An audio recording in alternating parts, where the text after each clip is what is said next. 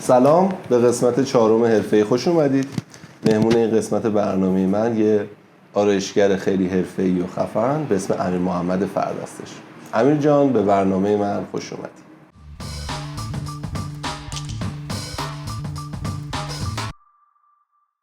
سلام، امیر محمد فرد هستم. 30 سالمه، آرایشگرم، 13 سال سابقه کار دارم و اینکه هستم در خدمتشون. 13 سال سابقه کار نسبتا زیاده، یعنی برای آره، کسی که از 30 سالشه. بچگی. بعد چی شد که آرایشگر شدی؟ آرایشگری انتخاب کردی؟ یه سری رفتم آرایشگاه و با بوی تاف خیلی حال کردم. مسیر زندگیم اومد تو آرایشگری. آلبورا یا کاسپیان، کاسپیان؟ نقره‌ای. شارتسکوپ هم نه. 4000 تومان بود اون موقع. الان چنده؟ 200,000. بعد مسیر رسیدنت به این حرفه چطوری بود؟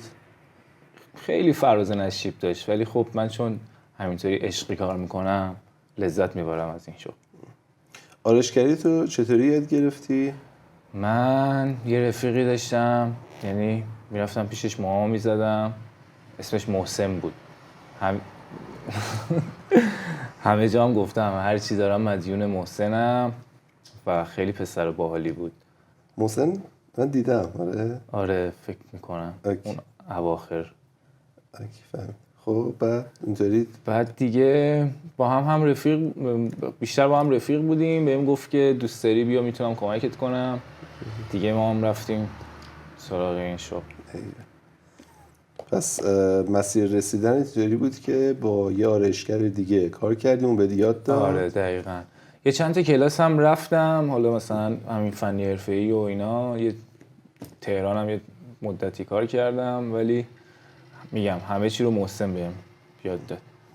پایه اساسش اینطوری بود که با یه آرایشگر صحبت کردیم، اون به یاد داد و بعد دیگه حالا دورای تکمیلی گذروند. دقیقاً. بسیار عالی. تو فقط صرفاً کار آرایشگری انجام میدی یا نه مکمل کارت که مربوط به آرایشگری بشه؟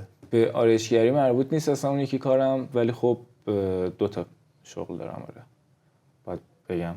نه اگه میگم منظور کار گیریمینا می‌کنی. کار گیریمینا که آره، یعنی یه تایمی هم حرفه‌ای داشتم دنبال می‌کردم، تو صدا سیما هم استخدام شدم، ولی خب به خاطر شرایط پوشش لباسم و اصلا تریپم اینا سازگار نبودم اونور. بهم گیر میدادن. منم خوشت نکشید. آره فهمید. مزیت این شغل چیه؟ مزیتش اینه که خیلی شاده. یعنی اینکه شما هر سری افراد خیلی باحال می‌بینی، باهاشون صحبت می‌کنی، بعد تکراری نمیشه. یعنی هر سری می‌تونی یه مدل جدید اجرا کنی، یا اینکه چجوری بهت بگم، مثلا خیلی باحاله. من خیلی دوست دارم، من دلی کار میکنم. و از بدیای این شغل بخوای بگی؟ از بدیای این شغل که سخت‌ترینش همین سرپا وایسادنشه که آسیبای بدی مثلا به مرور زمان بدنت وارد میشه. تو مخیای خاص خودش هم داره دیگه. خیلی تو مخی. مثلا چی تو مخی؟ خیلی مثلا چیزا، مثلا چجوری بهت بگم، بولترین است 3 تا از اونایی که خیلی دیگه واضحه. مثلا این که نمیدونم، من البته اینطوری بدم میاد، مثلا مغازه داشته باشی یه نفر مثلا با نون بربری بیاد بگه موامو بزن. خب خیلی میره تو مخم. مثلا شاید واسه بقیه عادی باشه، مثلا دوست دارم وقت بگیرن، یعنی اینکه ارزش قائل بشن، وقت بگیرن. این مثلا این که اینطوری یه نفر میاد تو میگه موامو بزن، میره تو مخم. این یکی از دوست داری که همیشه از قبل وقت بگیره و بیاد سر ساعتش بیاد. هیچ وقتم گذری گذری اینطوری نیاد. مثلا یا مثلا بگه میتونم شماره‌تون رو داشته باشم، مثلا ازتون وقت بگیرم. و این که بیاد بگه آقا کی وقت داری بیام. امروز یا فردا. آره. بعد مثلا بهشون میگی وقت ندارم، بهشون برمیخورم خیلی مثلا دیگه وقت نداری. دیگه چی؟ این چیز دیگه هم هست تو ذهنت باشه؟ مثلا یکی بگه که میتونی این مدل رو بزنی، میتونی اینطوری در بیاری، و مثلا یارو خودش چی بهت بگم، یعنی درون مایه‌شو نداره ولی یه مدل موه خیلی چیزی میخواد که با موهاش در نمیاد. آره مثلا یه مثلا احمد پور مخبر میاد میگه مثلا مدل دیوید بکام برام بزن. خب مثلا عکس دیوید بکام این شکلی مثلا میشه. خب احمد پور مخبر خدا رحمتش کنه. مثالت باحال.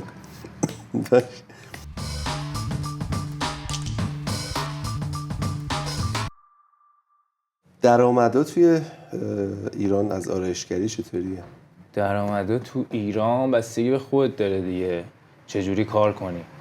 مثلا طرف هست اصلاح رو میگیره 100 تومن، یکی هست میگیره 3 تومن.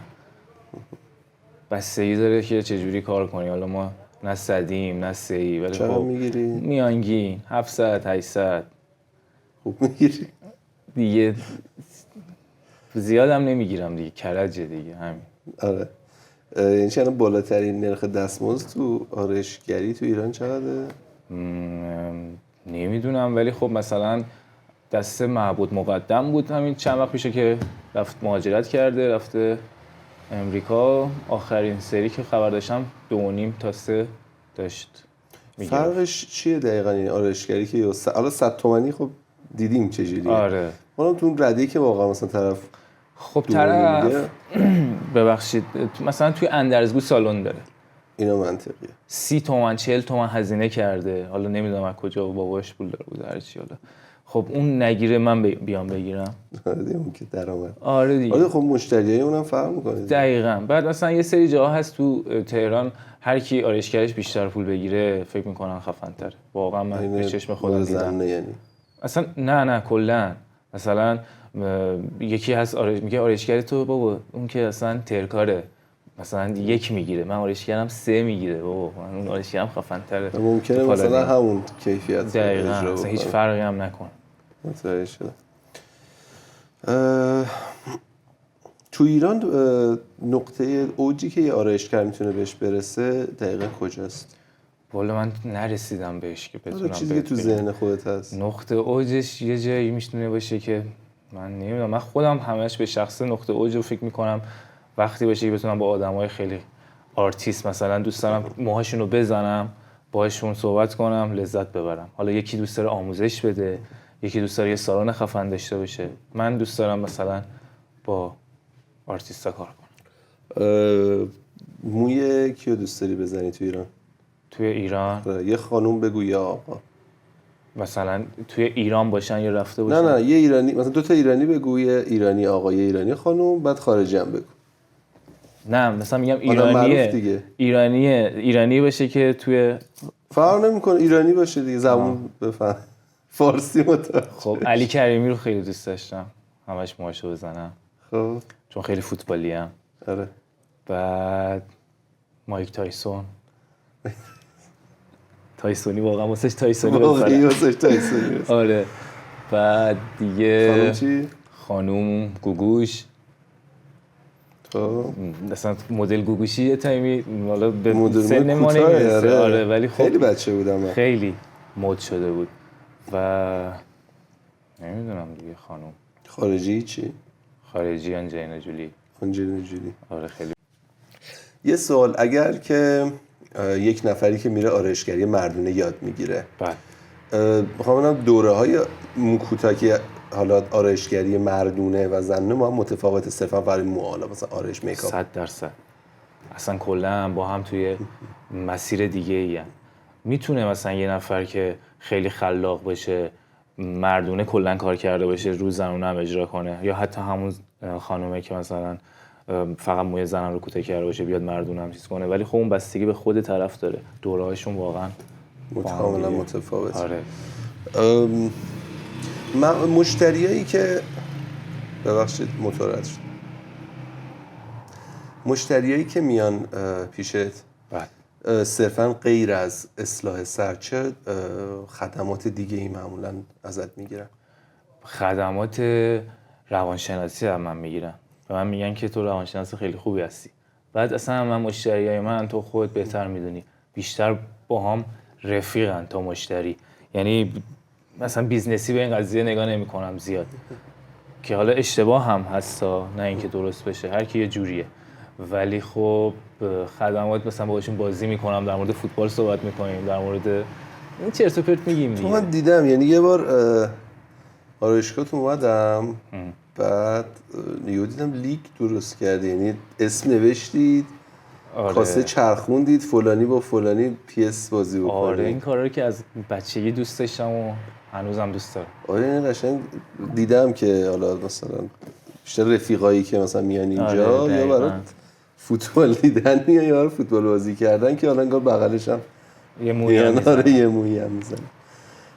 بیشترین دستمزدی که میتونی یه مشتری بگیری برای چه کاریه دقیقا؟ یعنی بیاد مثلا چند مو کوتاه کنه فلان کنه اینجوری؟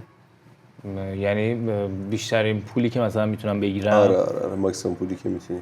خب رو دومات خیلی مانورم بالاتره، مثلا از دومات خیلی خوب پول میگیرم، از عربا هم خوب پول میگیرم. اینجا که اومدم اینجا یه هتله، بعد معرفیشو میکنم میام پیش من، مثلا پول خوب از اونا میگیرم.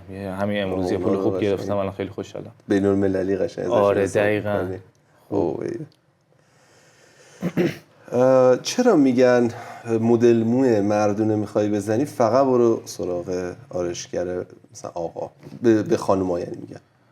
چون نمیدونم از قدیم مد شده، ولی اصلا آقایون حالا بی احترامی به خانوما نباشه قشنگتر قیچی میزنن، انگاری دستشون بیشتر جون داره، نمیدونم چجوری بهت بگم. بعد مسلط ترن، مثلا کلا خانوما رو نابود کردم. نه مثلا خانوما به نظر من رنگ موهاشون خیلی قشنگه، یا مثلا گیریم عروس و اینا، مثلا ظریفکاری به نظر من خانوما. ولی توی بخش مثلا قیچی و اصلاح، البته اونم ظریفکاری داره، ولی خب من آقایون رو واقعا خودم هم ترجیح میدم. منم خیلی دیدم، یعنی حتی آره همه میگم من دوست دارم میشه آرایشگر آقا بزنم. قسمت کوتاهی مو رو دیدم که آقایون خیلی مو هم رنگ میکنی زیاد از بچگی. یعنی میتونم بگم که من اولین نفری بودم، جز اولین نفرایی بودم که رنگ سفید و یعنی سفید در می آوردم. اون موقع که زرد عقدی مد بود، همه زرد عقدی، من سفید میکردم. این توی پیجم الان نیست، ولی خب از 2016 من دارم کار رنگ انجام میدم، رنگای عجیب غریب. بعد رنگ زدن چیش سخته؟ رنگ زدن چیز خاصی نداره، عشق میخواد. چرا؟ حوصله میخواد. یعنی مثلا یه رنگ امکان داره 6 ساعت 7 ساعت طول بکشه تا مثلا به پایه برسه. حالا واسه خانوما باز بستش جده، واسه آقایون هم کاملا جده. من بخوای مثلا موهای منو رنگ کنی چه رنگی میکنی؟ موهای تو رو شامپاینی میکنم. چجوری میشه شامپاینی؟ خیلی خوشگل میشه.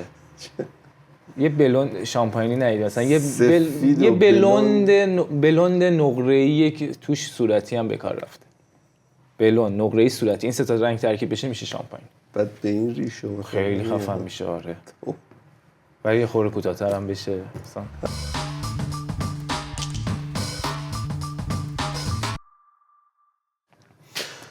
بخوای بگی که یه آرایشگر مثلا چند تا ابزار پایه نیاز داره و اصلا چقدر سرمایه نیاز داره فقط برای ابزارا، مثلا یه نفر میخواد آرایشگری کنه جا هم نداره هیچی، باید بره خونه بقیه مثلا اصلاح مو انجام بده، چه وسایلی باید بخره؟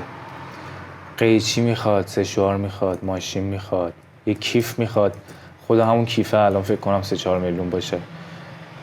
20 تومن 30 تومن حداقلش. 20 میلیون برای شروع سرمایه میخواد برای شروع. و عمده ترین قیمتش هم برای ماشینه. ماشین، سشوار، قیچی بستگی داره. چند تا یعنی چند مدل باید بخره یا؟ آره مثلا خود قیچی رو مثلا 2 مدل حداقل میخواد، ماشین 2 مدل حداقل میخواد، سشوار میخواد. مدلش مثلا ارزون ترین کاری که مثلا الان میتونه بخره چینی، مثلا کمی و جیمی و اینا 2-3 تومنه. اونو مثلا 2 تا میخواد دیگه. چرا دو تا یه مدل قیچی یا نه؟ قیچی. آره یا مثلا یه قیچی ساده میخواد یه قیچی پیتاژ میخواد. اینجوری لازم میشه باید داشته باشه. 2 مدل قیچی میخواد، یکی ساده. میتونه 100 مدل داشته باشه. من حداقلش رو گفتم که 2 پایه‌اش. آره 2 تا رو میخواد. اگه بخواد مثلا حرفه‌ای کار کنه، یه فیدی بزنه. و دیگه چی؟ فقط همینا. ولی سشوار میخواد، نمیدونم موپر، پیشبند، تاف، چسب، 1000 تا کوفت و زهرمار دیگه هم داره دیگه. بعد عمده ترین کالای مصرفیت توی فروشگاه توی مغازه چیه؟ تو سالونت که میخری تون باید شارژ کنی بخری؟ حوله یه بار مصرف. حوله یه بار مصرف عمده ترین چیز. آره. بعدش چی؟ تافت. حالت دهنده. تافت و حالت دهنده. بعد چند مدل حالت دهنده داریم؟ من خیلی دیدم. یه مدل پودره، یه مدل چیه میتونی بگی؟ خیلی مدل‌های مختلفی داریم. من خودم الان به شخصه بیشتر دارم مدلایی که مثلا میزنم خیس کار میکنم، یعنی از حالت دهنده خیس. ولی خب مثلا پودر کارش چیز دیگه است، یا حالت دهنده مات خیلی زیاد داریم. سلیقه‌ایه، میپرسم از مشتری، ولی خب امسال و مثلا احساس میکنم بیشتر رفتن سمت مدل‌های خیس کلاسیک بیشتر. برای کسی که آقا تو خونه فقط میخواد مدل موهای خودش رو حالت بده چی پیشنهاد میدی؟ عمده ترینش همین واکسای اگیوا ردوان که هر جایی بری پیدا میشه، بعدم نیستم. مارکش هم خوب. کار تو را میندازه. اسپری هم که تاف دیگه، چسب و زیاد موافق نیستم.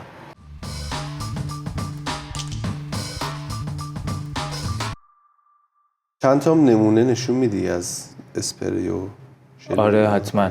ببین این اگیوا که گفتم نرمال ترین حالته، نه زیاد خفنه. اوکی ببخشید فقط با علی لطفاً چک کن. نه همینجوری داره با من صحبت میکنی که تو کادر باشه که بتونه کادر نداره. اوکی اینجا رو میگیرم. فهمی صاف ماما سخت من کنی که قشنگ. آره نه همون ادامه بده. آره ادامه. اگیوا حالا نارنجیشه، بستگی مثلا روش نمیشه 0.1 و این بستگی به چیز سفتی و نرمیه، مثلا استایلایی که میدن داره، رایجه همه جا هست. یعنی مثلا خیلی خورده حرفه‌ای‌تر کار کنه، برند خود تافت، این مثلا کرمشه، این اسپرسشه و اینکه اینا حرفه‌ای ترن دیگه. چوسی بذار منم یه خورده چوسی بیام عینک بزنم براتون. نه تو خوبه.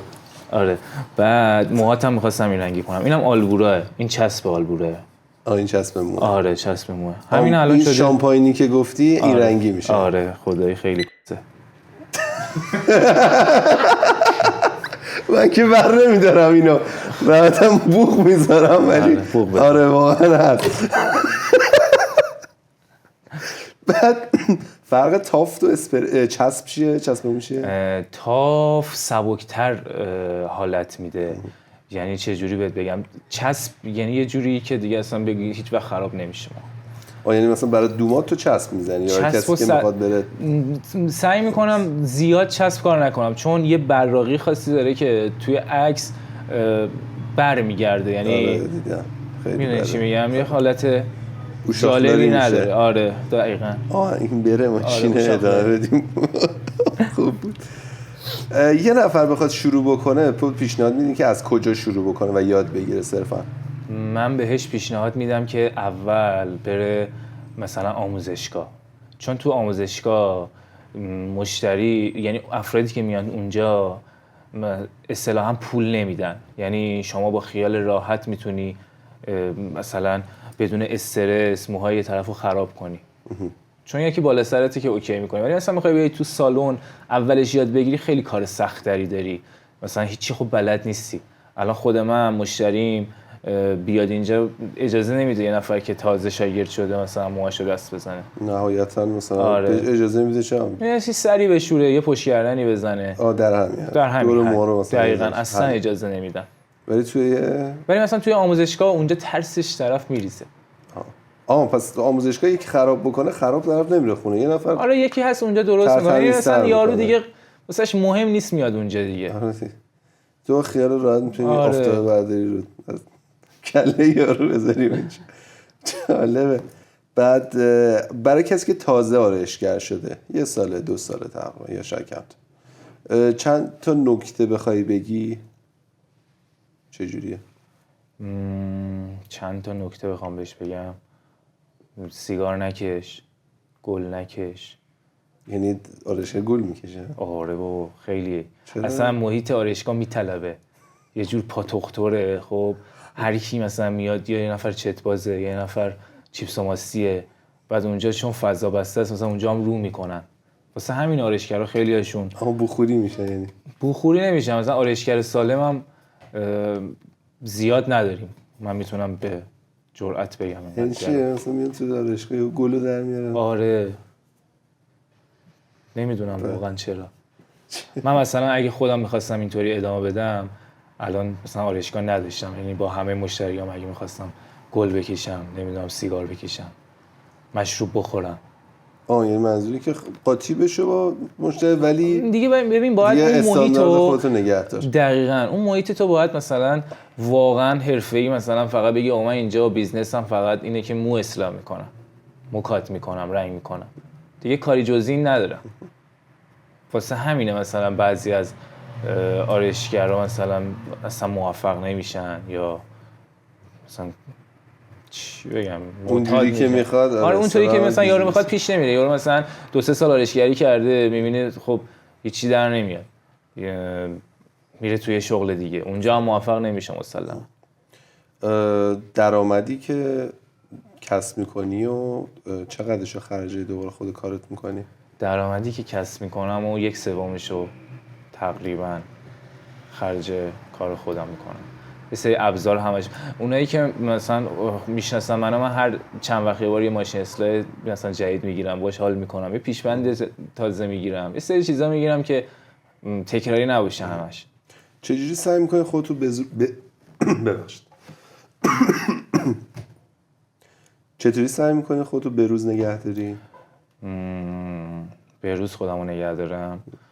ببین حتما همیشه باید بری یه سری دوره‌ها رو ببینی، یعنی نگی که من خیلی خفنم فلان بیسار، و مثلا همیشه تو یوتیوب مثلا دنبال کنی دیگه، چون آرایشگری یه شغلیه که اگه عقب بیفتی مثلا دیگه درجا میزنی، میدونی چی بهت میگم؟ یعنی مثلا یه بخوای یه مدل مو رو همش بزنی مشتریات کمتر میشن، ریزش پیدا میکنه. بعد مشتری چی کار بکنه میره رو اعصابت؟ مشتری کلشو خیلی تکون بده، وای خیلی تو مخیه. فقط همین؟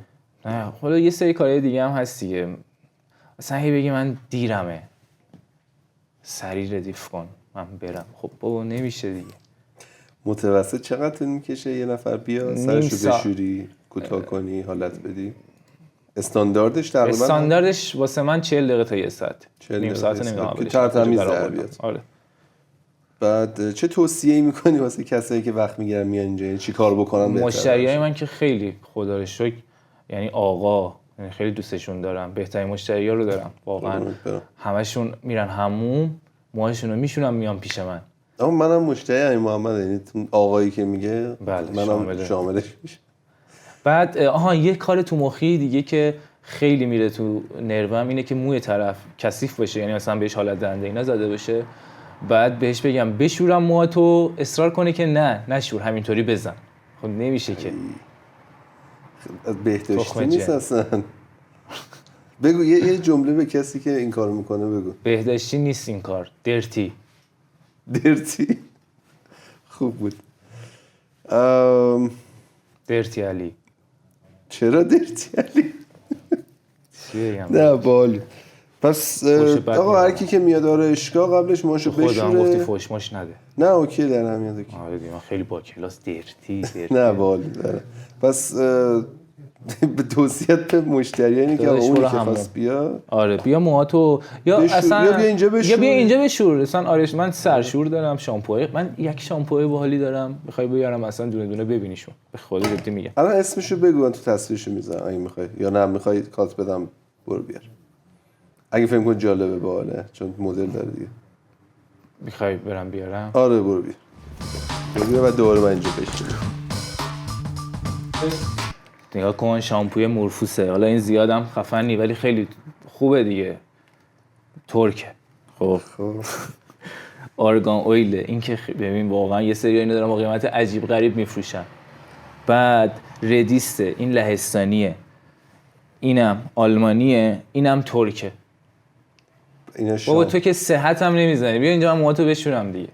کی دوست داره واقعا؟ من واقعا عشق میکنم سر طرف مشتری من بشورم. اونی که کثیفه میاد بیا من موهاتو بشورم با اینا. چی میخوای دیگه؟ راستی من خودم کلیر میزنم، این بعد نمیشورم میام پیش. کلیر؟ میام پیش کجا کلیری که شهریار پر میشه یا کلیر هستی؟ نه یکی از لب مرز میاره. بذارمش تو کلیر شهریار. خب چرا چوسی اومدم. نه والا اینکم که دوست گذاشتم. دارم. نه بزن اینکت هم خوبه. باشه. یه نفر بخواد یه مقدار مثلا موهاش مراقبت کنه، محافظت کنه، حالا تو خیلی ساده بخوای بهش بگی زیاد زیر نور مستقیم آفتاب قرار نگیره، کلاه زیاد نذاره، موهاشو بلافاصله از حمومیات سشوار نکشه دیگه. از این سرم و ماسک و اینا هم که میزنن دیگه، ولی خب چی بگم اون چوسیه. عمدش این یکی هست. عمدش اینه که این قرص چیه که یه قرص آمپول هست که میخورن یا میزنن؟ چیه؟ آره یه سری از تأثیری تغییرات. داره؟ آره چرا نداره. مثلا الان فمتو یه دونه مدل زده، فمتو پلاس اگه اشتباه نکنم، مثلا یکم مشتریام خورده بود، واقعا من تاثیرشو دیدم. یا مثلا پرپیون، اینا قرصایی هستن که اصلش اگه پیدا بشه، هیرویت اصل خارجی، خیلی تاثیر خوبی داره. حتی زینک، همین زینک داروخونه‌ای هم تاثیر داره. من خودم میخورم. من بچگی دارم به موهام ژل میزنم، باف میزنم، رنگ کردم. تو دیدی هم بابام کچله هم داییم، ولی موهام نریخته. ندیدم ولی داییم البته موهاش کم پشته. آره. چرا بهش کدومشون نرفتم؟ خوب نگه داشتی موهاتو.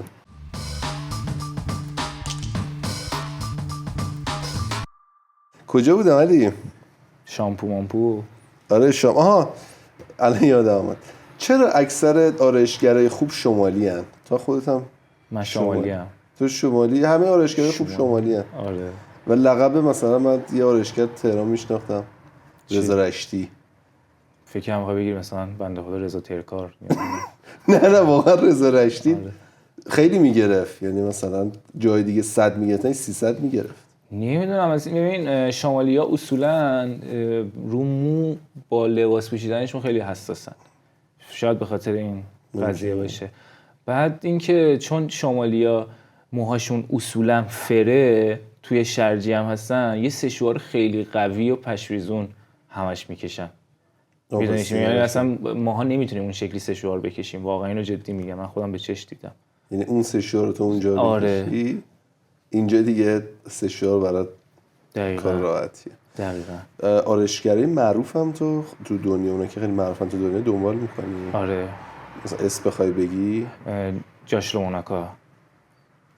با کجاییه؟ چجوریه؟ بریتانیاییه، خیلی کارش خفنه. چرا مثلا میگی کارش خفنه؟ خب میدونم مدل آخه خیلی خاص کار میکنه، یعنی هم استایلش خیلی خفنه، هم مثلا سیسش، مثلا یارو انگار مثلا خدای آرایشگراست. من که خیلی دوستش دارم.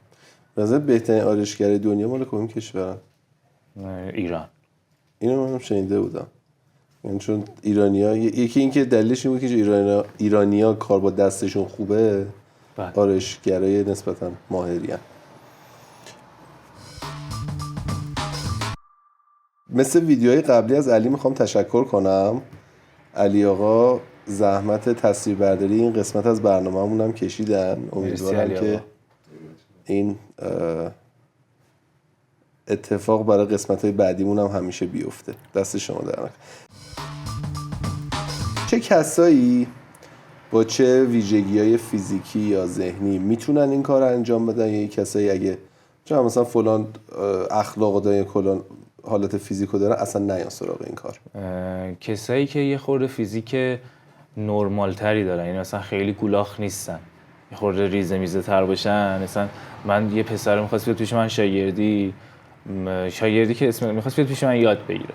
شاگردیه شده؟ آره دیگه، حالا من دیگه بهشون نمیگم، مثلا کارآموز. آره. بعد مثلا دستاش نمیرفت توی قیچی، گفتم داداش تو باید بری صافکاری. مثلا خب چرا؟ آرایشگری خود شغل ظریفیه. بعد مثلا چون سرپای زیاد داره خودش هم اذیت میشد. به نظر من افرادی که توپولیان سراغ این کار نه. گنده و چون. آره. گولاخ توپولی. چی چرا مثلا آقا اگه صبر و حوصله نداره یا چیز دیگه؟ اصلا یعنی مثلا فکر کن یارو فقط اومده بیزنسی این کارو بکنه، اصلا مغزش نمیکشه. میدونی چی میگم؟ حالا ذهنی. آره. پس اگه صبر از همه مهمتر علاقه است. حالا شما هر چقدر وزنت بالا باشه، من اصلا شاید اشتباه کردم اینو گفتم، خب ولی خب علاقه داشته باشی. انگشته خیلی ملموس بود. آره. متوجه شدیم. بعد آرایشگری یه مدت ترشی مار میذاشتن تو مغازشون. آره خیلی زیاد. جزء اتحادیه بود یا؟ فکر میکنم تو نداشتی؟ نه من موقع که یادم من اصلا فوبیای مار دارم. الان نه احساس کنم اصلا میگفتم بهت. نه اوکی. مار، عقرب. چرا کجا می آوردم؟ من سرچ؟ نمیدونم چه زیبایی داشت واقعا. قشنگ بود به نظر تو داشت نه. اختیارشگاه؟ نه خوده چرا. بعد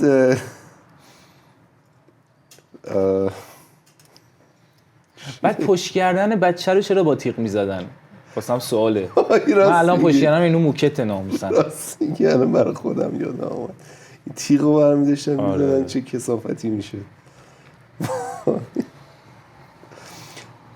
داشت میشه من عینک بزنم به خود چوسی آره ریزی بزن. دوره نه چشم بزن اذیت اوکی. میکنه. آره. بچه من تا یادم میاد سوالی ندارید الان بپرسید؟ نیما علی نه هیچی. خب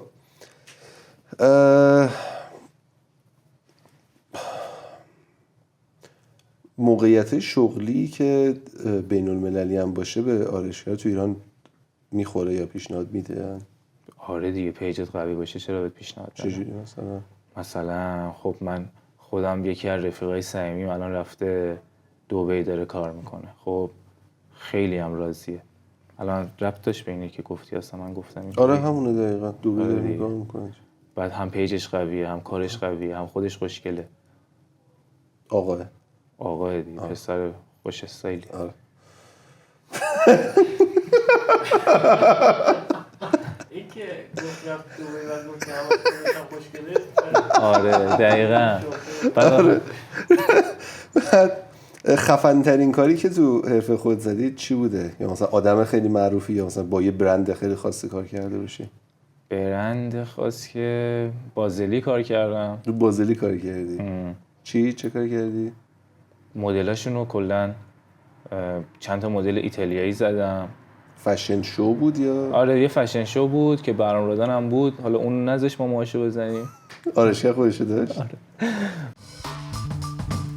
بگیر بازلیو بگو بیشتر.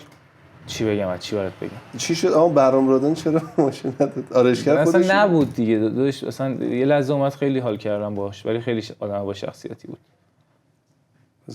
نسبتا کار خیلی گنده و خفنی کرده با بازلی کار کردن. من با توی صدا سیما که بودم با خیلی آدمای حالا مثلا مهران مدیری، احسان علی خانی، ولی خب چون گوشی نداشتم گوشیمو ازم میگرفتن. یکی از دلایلش این بود که من واسه همون اومدم بیرون. ببین یه مبلغ خیلی کم به من میدادن، به تیپ و استایلم گیر میدادن، گوشیمو ازم میگرفتن. خب کلیت محض اونجا کار کردن. آره نمیتونی بگی. آره. مثلا سال 99 100,000 تومان به من پول میدادن واسه هر پروژه. مثلا یه بار میرفتم تا سئول و برمیگشتم. بعد با مجید واشقانی هم که خیلی کار کردم. خیلی هم آدم تلخیه. بعد استقلالی هم بود. خب چون استقلالی داره نه اصلا خیلی آدم تلخیه کلا. پس الان بخواید مثلا 5 تا آدم معروف تو ایران بگی. با شایعه کار کردم، با امیر خلوت کار کردم. دیگه به تازگی میخوام با یه سوپر استار خیلی خفن کار کنم اگه خدا بخواد. کی نمیگی؟ بگم؟ آره. به نظر سوپر استار ترین شخص ایران کیه؟ نمیدونم. گلزار. او آره اگه بشه. با برند السیمن یا نه با خودش؟ نه با خودش. با خودش. آره.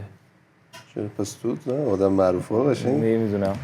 آرزومه دیگه. صرفا فقط همون گوگوشو تایسون و یکی علی کریمی با ماشین نزدی. من که توی این هیته خیلی کوچیک‌تر از این حرفام ولی خب نه خیلی آره جالب بود. برگردی عقب دوباره آرایشگر میشی؟ نه. خب چه حرفه انتخاب میکنی؟ دلالی. دلال چی؟ دلال طلا. ایگو همه زدن کار طلا. بزنن طلا که زندگی هم میمونه. ولی که دیگه نگفتم آره من عاشق کارم فلان. دوست دارم کارمو ولی خب نه. پول بیشتر دوست دارم. دورای خارج از ایران هم دوست داری شرکت کنی؟ دوره خاصی هست که بخوای شرکت کنی؟ 100% همین جاشگاه موناکو اینا میان و مثلا توی دبی، ترکیه، استانبول اینا همش مثلا دوره میذارن من نمیتونم برم. و چی معمولا آپدیت میکنن؟ مدل موهای جدید ارائه میدن یا همون قبلی ها رو مثلا مدل موهای جدیدی ارائه میکنن، سبک زدن جدیدی رو ارائه میکنن.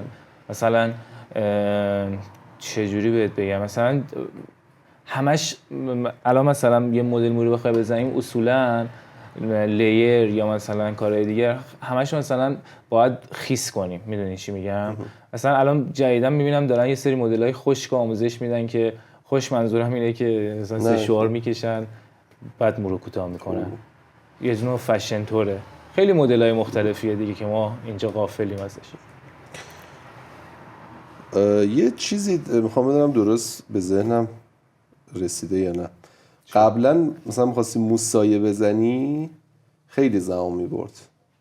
الان ماشینای جدیدتری اومده که خیلی سریعتر سایه میزنی یا اینکه هم ماشینای جدیدتری اومده هم تکنیکای جدیدتری. میدونی یعنی خورده اولش هر چیزی که میاد سخت‌تره دیگه تا بخوای تو قلقشو بگیری. مثلا از شونه‌های بیشتری استفاده می‌شد. الان دیگه مثلا با 2-3 تا شونه شما میتونی جمع کنی کار. خط قرمز این حرفه چیه برای تو؟ خط قرمز نمیدونم. یکیشو حتی گفتی؟ گفتم دیگه. آره گل نکشی؟ آره مواد نزنین بچه‌ها. مواد خانمان سوزه.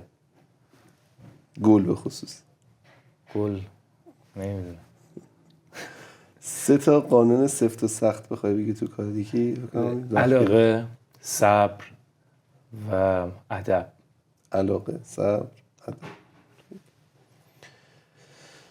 از هوش مصنوعی هم استفاده می‌کنی تو کارت؟ 100% خیلی زیاد. چی؟ توی کارت منظورم آنه. آره مثلا با جی پی تی خیلی صحبت میکنم. مثلا پلاسشو گرفتم. خب اگه دیگه خیلی مشتری مثلا خودم هم وقت داشته باشم خیلی هم پول خوبی بده با هم دیگه میریم کلی مدل‌های مختلف نگاه میکنیم. اون پیشنهاد میده ولی بیشتر از همون پینترست برای پیدا کردن مدل انتخاب میکنم. ولی مثلا مشتری خوب پول بده وقت بذاری. آره دیگه خود چوسی. آره هزینه چوسیشو بده. دقیقاً. بعد حست نسبت به کاری که انجام میدی چیه؟ حس خوبی دارم. باحاله. خیلی آرایشگری باحاله. به خدا جدی میگم. باید مثلا شغلت این باشه بدونی. مثلا یارو رو ترتمیز میکنی. فرش میشه طرف. بعد مثلا یه سری‌ها میگن طرف دستش خوب بوده برامون. میدونی؟ مثلا وقتی یه سری مشتری‌ها دارن میگن تو هر سری مثلا ما اومدیم اینجا رفتم به دختر شماره داده کارام شده یا مثلا یه قرارداد خوب بستم. آخه یه سری دیگه اون پسرا دیگه به حالت کارتون خوابی معمولا میایم اینجا. نه بابا. با یه قیافه خیلی داغون میای بعد مثلا. آره. اصلا تو رویه خودت تاثیر میذاره نه؟ آره به خدا. خودت تو آینه میبینی. آره به خدا. حالا مثلا یه سری میگن انرژیای بد میریزه بیرون و فلان دیگه مثلا انرژی مثبت میگیره. نه اوکی. یه این که میگن مو رو باید تون کوتاه بکنی اینم خون داره اینا چیه؟ من نشنیدم. نوکگیری باید بکنی اینا. نوکگیری که همیشه لازمه کاره. خیلی خوبه. حتما باید این کار رو انجام بدی. 5 تا جمله‌ای که همه مشتری‌ها بهت میگن یعنی عمده ترین حرفایی که میشنوی چیه؟ امیر کجایی؟ که اینو تتوش هم کردم دیگه. ببینم نشون. امیر کجایی؟ آره. دیگه وقت داری؟ کی بیام؟ چیزایی که مشتری‌ها میگن. آره اینجا میگن دیگه اون که دیگه معلومه میخواد وقت بگیره. مربوط به کار دیگه. نمیدونم با قبلش کاش ازم میپرسیدی فکر میکردم. خب اوکی. یه داداش چی بگم من یه چیزایی میگی سخته من چی بگم دهن سرویس. تا حالا اصلا آدم چیز میگه دیگه راحت شه. تا حالا بهت گفتم مثلا داداش رفیقای صمیمی داداش باستنت درد نکنه خوب میگن به شوخی مثلا ریدی تو کلم. آره بابا سایز پا چنده خوب مثلا. آره بابا ولی ناموسن تا به حال لقب ترکار و چمن زمم از اینا به من ندادن. خدا وکیلی خدا سر شاهده. همین باعث افتخاره برام. مثلا تو شنیدی مثلا بگم افتخاره آرایشگری که بهش میگن چمن.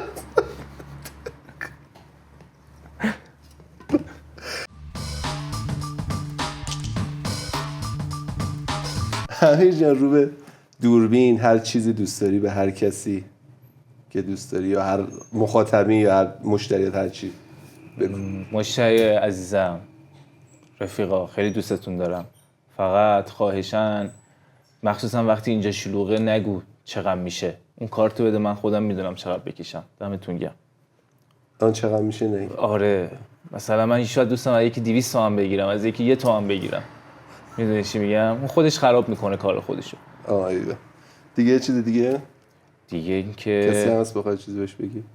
نه خیلی نفر دوستتون خواسته. دارم. تو هم خیلی دوست دارم. رفیقاتم خیلی دوست دارم. همتون انرژیاتون مثبته. یه جمله ببخشید اگه آخرام بی‌ادبی به کردم. مخاطبین برنامه حرفه‌ای بگو. مخاطبین برنامه حرفه‌ای امیدوارم همیشه حرفه‌ای باشین.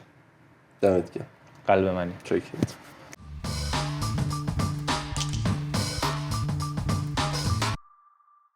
این بکن سیبیلامو نزن.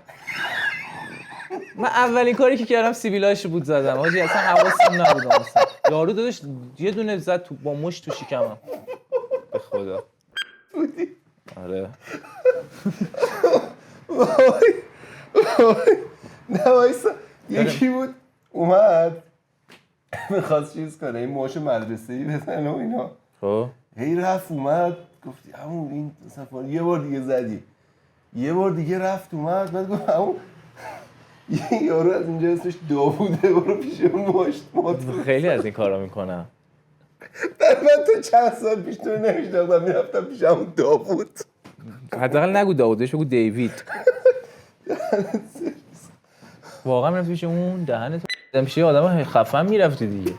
سیس یارو رو ندیدی؟ سلا یادم اومد. خب ولی اوکیه.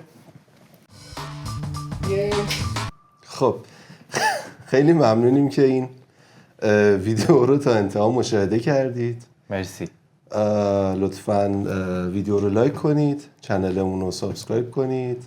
دست شما در نکنه. پیج امیرم پریده، اونم تا قبل از اینکه حالا منتشر بکنم قطعا پیجش برمیگرده و توی کپشن براتون منشن میکنم. خیلی دوستتون داریم. ان شاءالله تا قسمت بعدی. ممنون. قربون شما. خدا نگهدار.